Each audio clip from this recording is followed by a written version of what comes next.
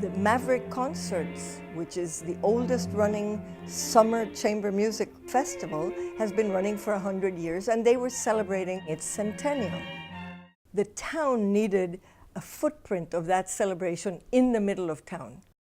So I convinced the Woodstock Artists Association and the Kleiner James Center for the Arts to join in a joint exhibition. And this was a very particular challenge because to do a show about music, audiences may or may not like music. People who like music will go to the concerts and they don't need to be convinced.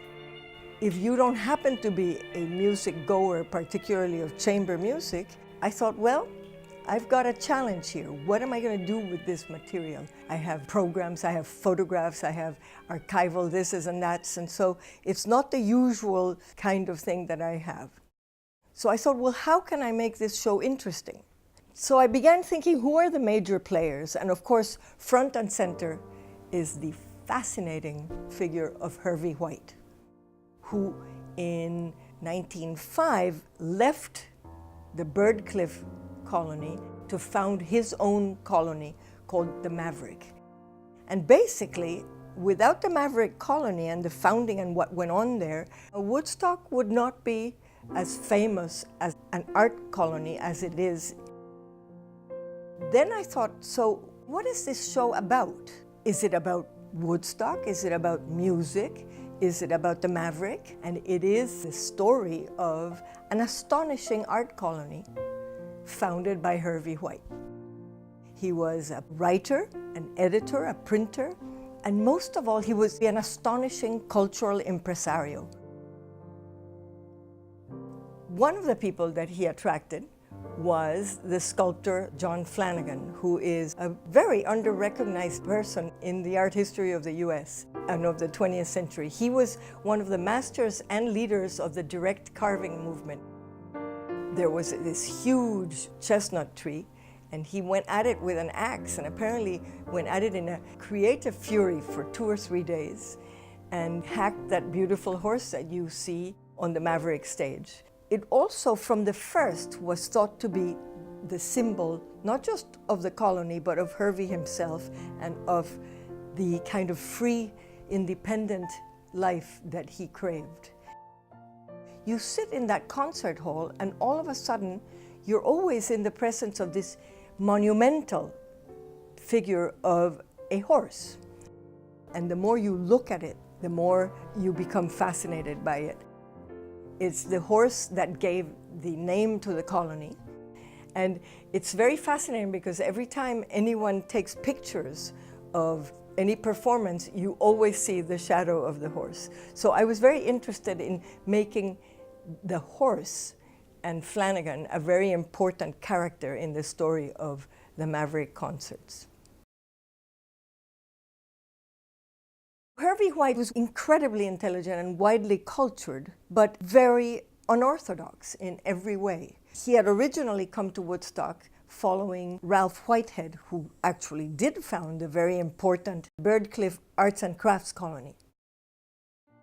So Hervey White's model was a collaborative, free-spirited center where he wanted to attract creative people and let them be free to create. He was a writer, and the first group around him that he attracted were writers, and the second group were musicians.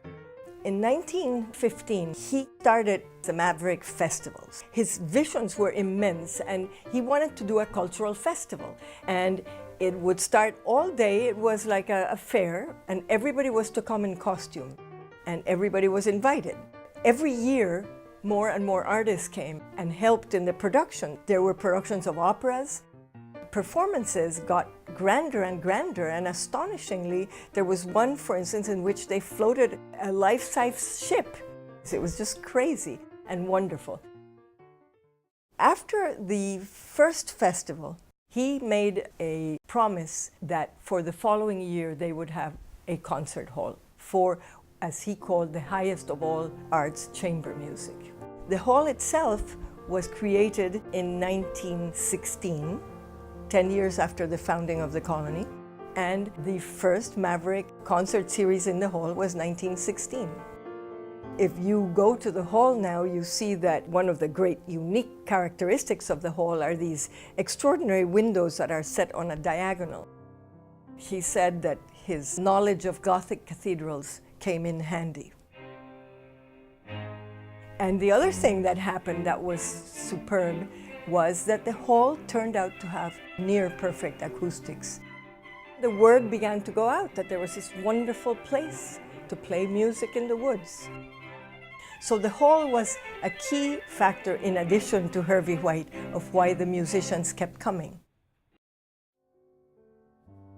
The first musicians had come who basically all came from New York City and from the great orchestras. They also had complete independence and were free to create. Musicians who get very, very highly paid in their world tours will continue to make time to come to Woodstock in the middle of their summer and play one concert just because they love the space, they love the acoustics, they love the hall, and they just feel very strongly about the fact that the Maverick Concert Hall series has been very important historically, 100 years worth.